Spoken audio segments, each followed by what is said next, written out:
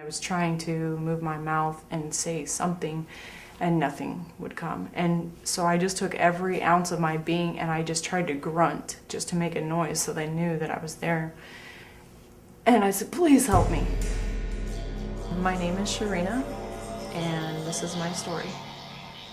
The day was March 27th, 2013, and it was my first day on the job by myself. And just as I was driving, my vision went haywire. I could see everything, but it was all over. I just couldn't imagine what was wrong, and I blinked several times, still nothing, and so I thought, okay, I gotta pull over because I can't see to drive. And so I put the car in park, and I turned it off, and I even reached up and I turned my hazards on. Immediately, I just had this horrible hot flash all over. And then I started vomiting. And so I thought, okay, you know, I need to call to cancel this appointment because obviously I have the flu or something. I reached for my phone and I got it with my right hand. And I, picked it up and dropped it, like pretty much immediately. And then I realized I was slumped all the way into the passenger seat. And I was just so dizzy and disoriented and confused. And when I saw my left hand just laying awkwardly and limply in my lap, and it just was like all of it came together at once, and I was like, oh my gosh, I'm having a stroke. That's what's happening right now. And I forget calling anybody else. I need to call 911 now.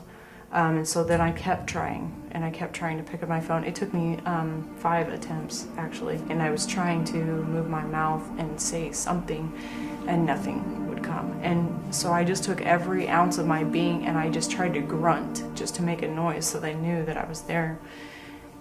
And I said, please help me.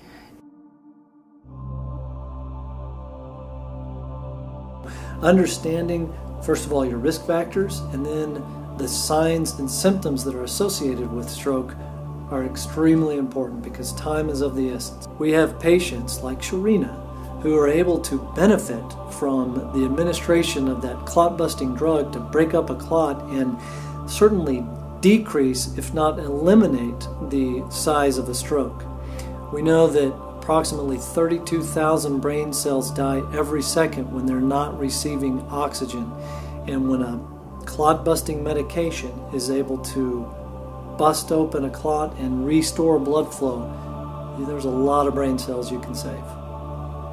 I think I got to the hospital around 9 o'clock, and I was in the neurocritical care unit by 11 that night. So within, 2 hours, they got me in and admitted me and were like treating me and everything right away. And I stayed there for 5 days. And it was hard. And it was during that time that I thought, I'm gonna be in a wheelchair for the rest of my life.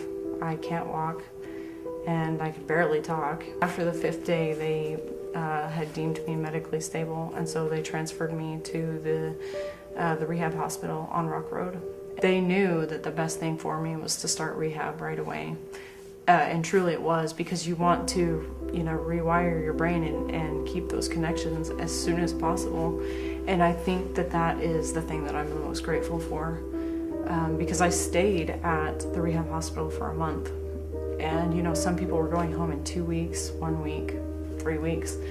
And by the 3-week mark, I wasn't anywhere near, ready to go home, and I couldn't walk. And so I was very discouraged, but I wasn't gonna give up, because I had seen people that were in there that had car accidents and things like that, and they were getting up out of their wheelchairs. And I thought, okay, I'm not gonna be stuck like this forever.